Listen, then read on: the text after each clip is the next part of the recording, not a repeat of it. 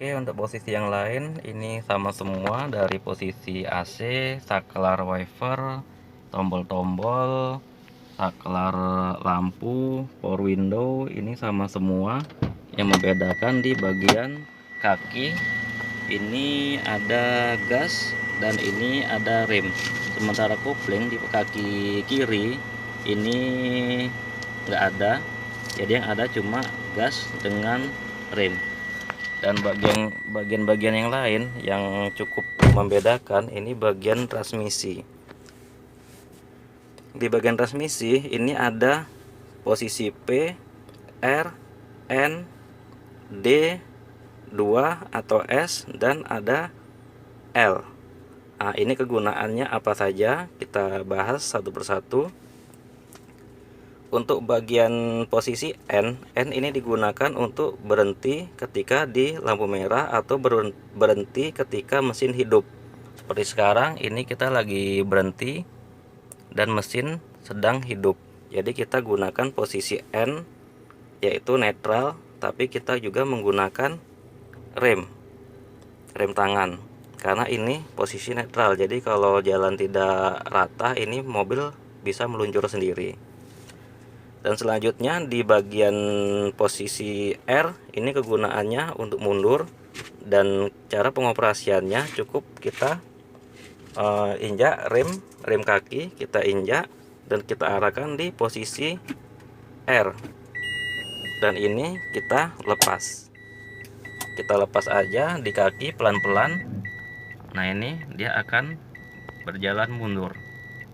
Kalau ingin laju kita cukup tambah gas, dan ini kita mundur pelan-pelan, kita tidak tambah gas, kita lepas saja remnya pelan-pelan. Oke, kalau laju kita pelan lagi, berhenti, cukup. Ini posisi R, dan kita masuk ke posisi N kembali. Ini netral, tarik lagi. Dan untuk posisi yang lainnya seperti yang D, ini kegunaannya, yang D ini sebenarnya bisa digunakan di posisi mana aja kecuali di pendakian yang tinggi dan membutuhkan RPM yang tinggi. Jadi D ini bisa untuk santai, untuk pelan, atau untuk laju. Untuk pengoperasiannya cukup kita tekan rem kaki dan kita arahkan ke posisi D.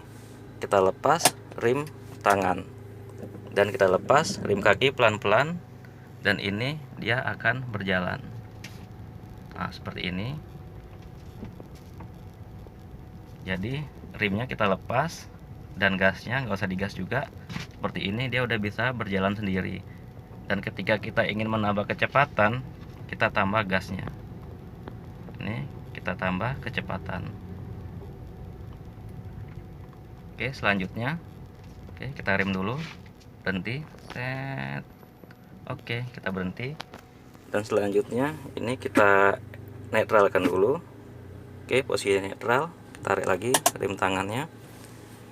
Di sini ada posisi 2 atau S. Di sini juga ada posisi L. Kita gunakan yang S dahulu atau yang 2. Ini kegunaannya untuk mendahului mobil di tanjakan atau butuh RPM yang lebih tinggi. Jadi kita pakai di posisi 2 atau posisi S. Pengoperasiannya tetap sama. Kita injak dulu rem, kita masukkan di posisi 2, kita lepas lagi rem tangannya, dan kita lepas rem kakinya pelan-pelan. Oke, dia berjalan lagi. Kalau ingin laju kita tambah aja gas, kita gas. Ini kalau ingin kecepatan tinggi. Oke, cukup pelan. Kita berhenti kembali, kita netralkan kembali. Nah, jadi yang posisi 2 atau posisi S ini kegunaannya untuk mendahului mobil atau ditanjakan.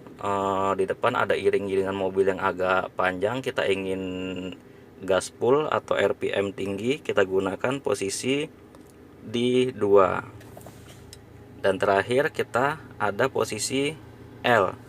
L ini kegunaannya untuk engine brake atau pengeriman mesin. Jadi kalau posisi turunan yang sangat curam membutuhkan tambahan rim, kita menggunakan di posisi L. Ini bisa membantu kinerja rim. Atau dalam posisi pendakian yang cukup tinggi atau terjal, kita bisa menggunakan ini. Jadi ini untuk sangat pelan sekali.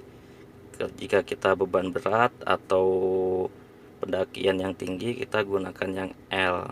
Jadi kalau untuk di manual ini gigi 1 untuk pelan. Kita langsung aja kita masukkan ke L. Sama pengoperasiannya, kita injak dulu rim dan kita arahkan ke L. Oke, ini masuk L. Kita lepas lagi rim tangannya dan kita lepas rim kakinya pelan-pelan. Nah, ini kita posisinya berjalan. Ini kita lepas aja rim kaki kita bisa santai, nggak di rim dan nggak digas. Ini bisa jalan sendiri, cuma posisi pelan. Dan jika ingin tambahan tenaga, kita cukup tambah lagi di gasnya pelan-pelan aja ya. Oke, udah berjalan. Selanjutnya bisa nggak perpindahan transmisi dalam kondisi jalan dari L ke S ke D.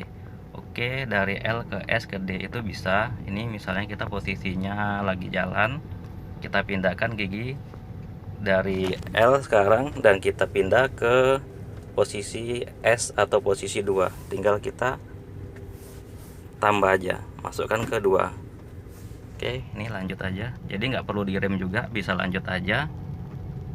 Masuk, tapi gasnya dilepas dulu ya, baru kita masukkan ke gigi atau ke transmisi S. Dan dari transmisi S masuk lagi ke D dalam kondisi berjalan. Oke, ini kondisi posisinya kita di S atau di 2, kita masukkan di D. Oke, kita lepas gasnya, langsung kita masuk aja. Tep. Nah, ini kita masuk di D.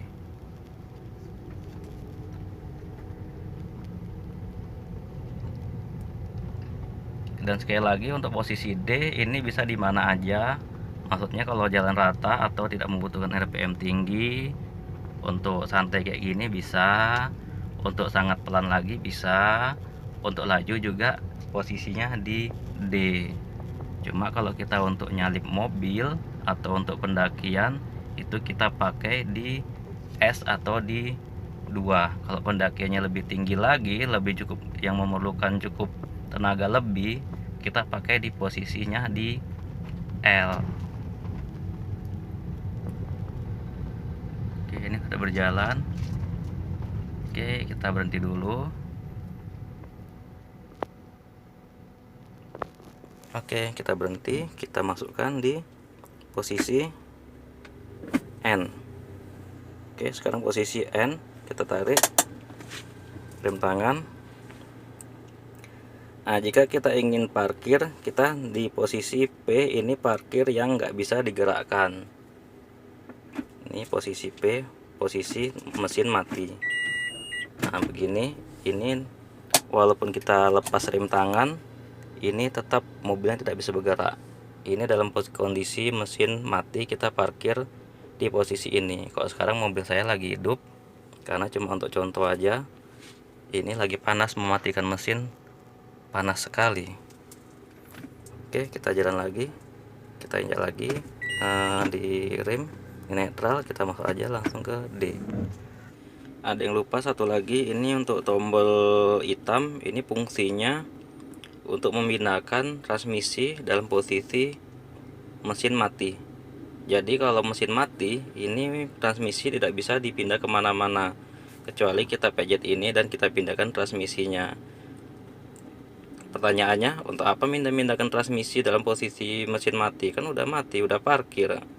Itu pertanyaannya kan. Jawabannya, kadang ada kita mobil matic berhenti di tengah jalan, misalnya mobil rusak atau mobil rusak lah ya, berhenti di tengah jalan dalam kondisi misalnya di D, atau kondisi di 2 atau di L. Itu artinya mobil tidak bisa disorong, tidak bisa ditepikan, dan tidak bisa ditarik. Jadi untuk mengatasinya kita pejet atau kita pencet yang tombol hitam dan bisa kita arahkan ke N atau ke netral. Jadi mobil bisa bergerak.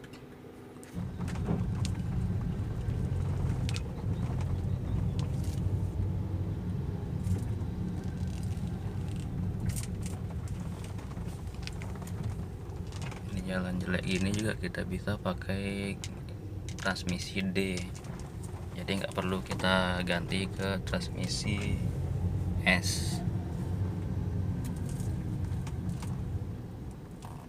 Kalau bebannya tidak terlalu berat.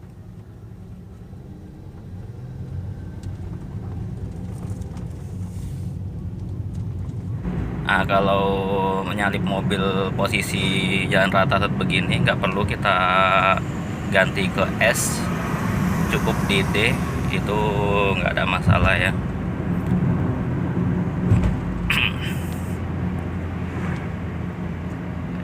Ini kita posisi di D.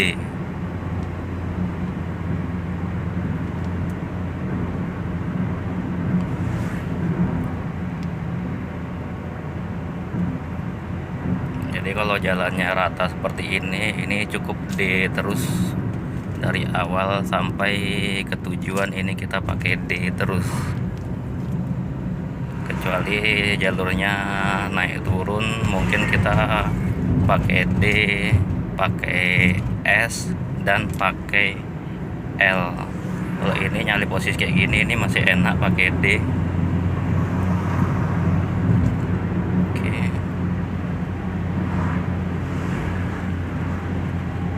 Kita di kecepatan, speedometernya nggak nampak, di kurang lebih 80.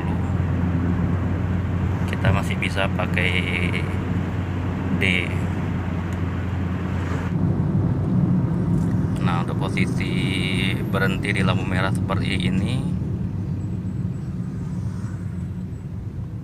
oke, kalau kira-kira lama kita bisa netralkan dulu di posisi N. Oke, netral. Nah, udah hijau, kita langsung masuk aja di posisi D. Oke, kita langsung jalan.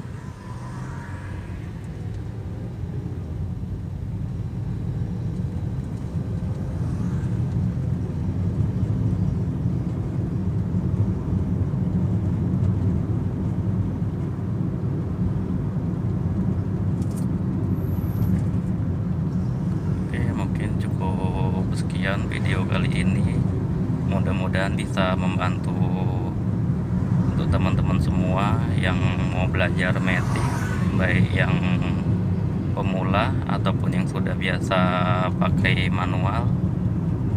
Karena nggak semua yang bisa pakai manual berani pakai ke matic. Karena ada juga teman-teman saya suruh pakai mobil matic padahal dia udah bisa pakai manual, cuma dia nolak, aku nggak bisa pakai matic katanya. Bahan matic cuma beda sedikit saja. Jadi benarnya kalau udah bisa pakai manual itu rata-rata udah bisa pakai matic. Dan kalau yang udah bisa pakai matic tapi belum pernah pakai manual itu benarnya lebih ribet. Jadi intinya benarnya matic lebih mudah ketimbang yang manual. Oke, itu aja dari saya. Semoga membantu buat teman-teman semua. Assalamualaikum warahmatullahi wabarakatuh.